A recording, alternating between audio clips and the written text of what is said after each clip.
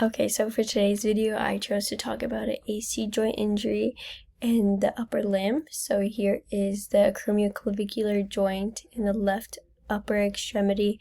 So the AC joint is a diathodial synovial joint with like a fibrocartilage meniscal disc. So as you can see, it is between the acromion of the scapula and then the acromial end of the clavicle. Okay, so there are ligaments that stabilize and strengthen this joint. So the first one is going to be the acromioclavicular ligament. So this ligament helps control horizontal stability. And then the second ligament that helps provide stabilization and strengthening is the coracoclavicular ligament. So it's this one right here. It's a combination of these two ligaments. This helps control vertical stability. Okay, and then there are some muscles that help provide stabilization for this joint. So we are going to go to the first one. Alright, so the first one is going to be the deltoid. So we have the clavicular part of the deltoid, the acromial part, and then the scapular spinal part of the deltoid. So for the deltoid, the origin is going to be the spine of the scapula. The insertion is the deltoid tuberosity of the humerus, and the action this muscle provides is like dynamic stabilization for the joint. Okay, so for the next muscle that helps stabilize this joint, we're going to switch models to we could go to the back model. We'll turn this way. Okay, we added this layer, and so the next one is going to be the trapezius. So we have the three parts of the trapezius: the ascending part, the transverse, and then the descending part. So for the trapezius, the origin for this is the external occipital protuberance, and then the superior occipital bone, and then the spinous processes of C7 to T12. And then the insertion is going to be the posterior aspect of the clavicle, the acromion, and then the spine of the scapula. The action for this muscle for the joint is that it also provides dynamic stabilization while doing its primary muscle function. Okay, now we're just going to go back to the joint. Let me do this real quick. Okay, so we're going to look deeper into the acromioclavicular joint. I'm just going to go decrease the layers. So this is the articular capsule of the acromioclavicular joint. So as you can see, it is at the acromion of the scapula and of the clavicle. Okay, so some of the functions of the capsule is that it has acts as a sealed protection to keep all the synovial fluid within, and it also provides stabilization while the joint is at movement. Okay, so now we're going to be talking about injuries of the AC joint. A specific injury that could occur is an AC joint dislocation. So this is a traumatic dislocation of the joint separating the clavicle from the shoulder. The mechanism of injury could be from falling on an outstretched hand or elbow. So if they were to fall onto the ground this way, this onto the ground, or outstretched with their arm stretched out like this, and then falling at any point of the shoulder, so at the head of the shoulder. This is frequently seen in athletes in contact sports, any sports that are prone to falling, cycling, because you could fall off your bike, and then vehicle accidents. So there are 6 different grades for classification of AC joint injury. The grade 1 is a sprain of the AC ligaments.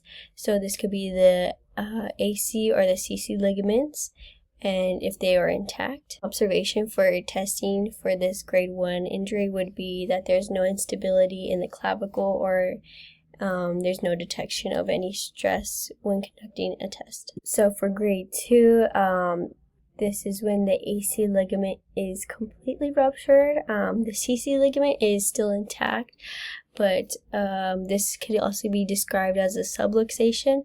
So for observation during testing, this is when the clavicle is unstable to direct stress or manipulation during a test. The third grade is when there's a complete torn AC and CC ligament without any damage to the fascia around. This is often described as like a dislocation. So when the grade 3 is being tested, what would be observed was that there would be deformity present within the clavicle, and that would just be showing it upwards with the acromion kind of depressed, and then the clavicle would have instability within horizontal and vertical planes. The fourth grade would be that the clavicle is posteriorly displaced into the trapezius muscle, and for that observation there would be a posterior deformity present, so it would kind of be like a bump or anything back there. Grade 5, there would be complete disruption of both the AC and CC ligaments, which would be more severe than a grade 3, and then there would be a disruption of the fascia. When testing for this, what could be observed would be clavicle elevation with a downward displacement of the scapula. And then for the grade 6, there would be a displacement distal for the clavicle, and then it would be either the subacromial or the subcoracoid. So some sensory deficits that can be seen with this type of injury would be pain radiating down from the neck down to the deltoid, and then swelling near the AC joint region, which would create a bump. There could be some clicking and popping noises that may be present and heard with movement. For motor deficits, the upper extremity would be primarily in an adducted position with the clavicle appearing elevated, and then there would be reduced strength and range of motion. For diagnostic measures, you could use radiography, or what could be helpful would be knowing what the mechanism of injury is to help diagnose along with tenderness. So if the individual fell straight on the shoulder, or if they fell just like outstretched, that can help diagnose. There are different tests that can be used by whoever's assessing the individual. This could be from physical tests to paper like measured questionnaires. Some paper questionnaires could be like the DASH questionnaire or the shoulder pain and disability index, and then some physical tests that could be done is like the O'Brien test. So management and treatment management for this injury depends on severity. So for grades 1 and 2, that's non-operative, so that could be done with general strengthening and physical therapy. For grade 3, it depends on how early on the injury is and if there's onset degenerative going on to the ligament. And then for anything lower, surgical repair is highly recommended. There are 4 common surgical options. There is a AC joint fixation using hook plates, and the second one is, I believe it was called coracomial ligament transfer. The third one is the coracoclavicular interval fixation, and then it was a coracoclavicular ligament reconstruction.